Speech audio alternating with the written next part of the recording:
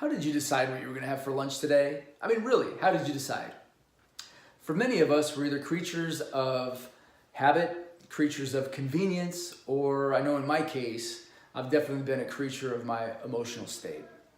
So today we're talking about healthcare. I don't want you to be a creature. I know you're not a creature, but I want you to have some empowering information that will help you make better decisions and maybe ultimately help you have a better relationship with food. So I'm not talking about diets. You can go out there and find a lot of reputable people, doctors, scientists, trainers, bodybuilders, everybody talking about nutrition and what you should do, whether it's paleo or Atkins, if people even do that anymore, or the keto diet, if I said that. What I can tell you, what I've learned over 20 years of doing this and really dialing in nutrition really well for myself in the last 8 years, is that you need to pay attention to you. Okay, we talked about the systems of self-care, the modern self-care model, and how they're all dynamic: physical body, mental body, emotional body, and the memory body, right? And my system is different than your system. And so what I'm going to tell you is that there's not one size fits all. Not everybody should do one thing. Not everybody should be a vegetarian. Not everybody should be a meat eater. It depends on how your body reacts to all those things. So if you're going to do nothing else, okay, I'm not going to tell you what to do and what not to do. But I really think that if you're going to do something and you're serious about your self-care, you need to have a healthy relationship with food. And you need to have some type of intuitive guidance or a roadmap to follow that's going to put you in an advantageous position to have more energy, to feel better about yourself, and really, in many cases, to keep you out of the doctor's office.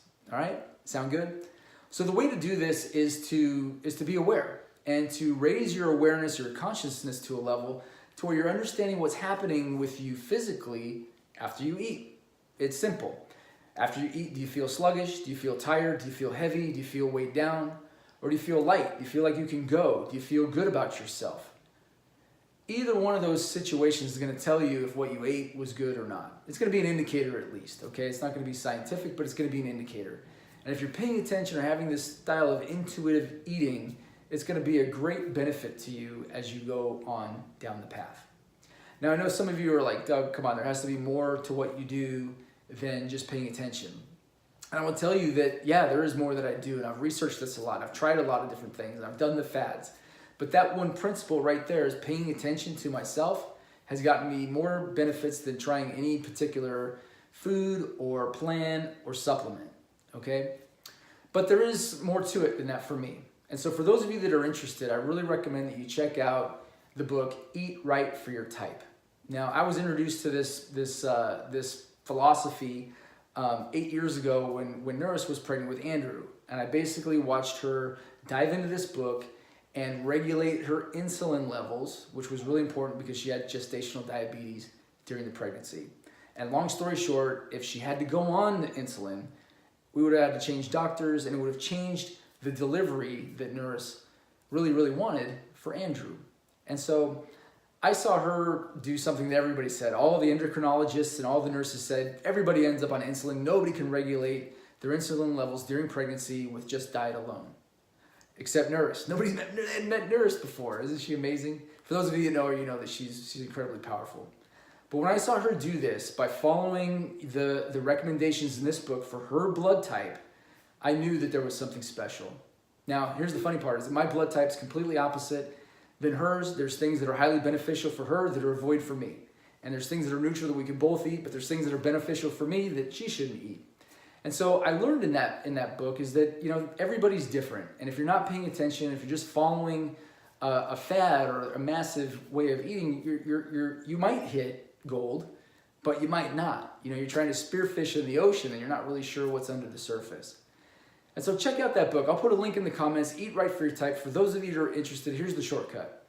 Basically, the researchers and the people in the clinical practice that follow this found, they believe that your blood type, there's only four major types, that your blood type is more of an indicator of your physical heritage or your lineage than your culture or where you were born or the language that you speak.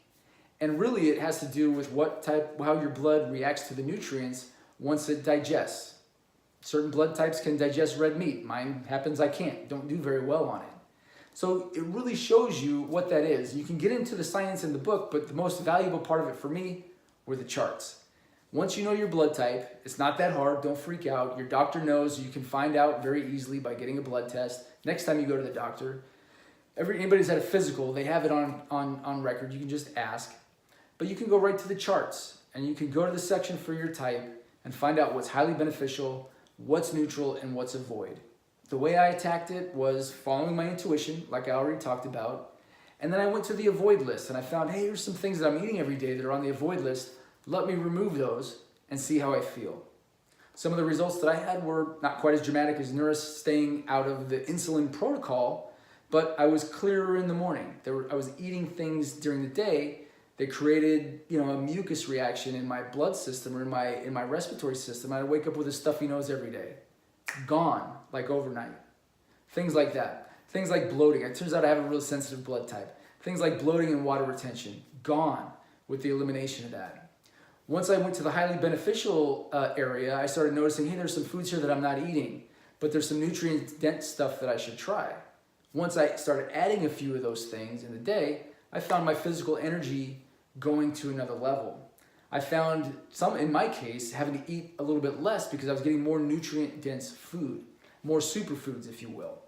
And so I'm a believer, guys. I'm all in. I keep this book around and I refer to it. I've been referring to it and trying to perfect it and dial it in as my body has changed, as I've gotten older, and as I've learned new things and do more physical things. It really has made the difference, and it's been a good guidebook for me. And I think it would be for you as well. So check it out. I think it will, if nothing else, paying attention to how your body is reacting to what you're eating is a great start. What you shouldn't do is ignore this advice. Of course, I'm going to say that. But what you shouldn't do is overlook the simplicity of it. Don't overlook it. These are small but very, very powerful things. You know this, that your relationship with food will make a difference. If it's not an area that you've mastered or that you feel your best all the time, you need to dive in there and get good at it. Goodness is in all of us. We all deserve it.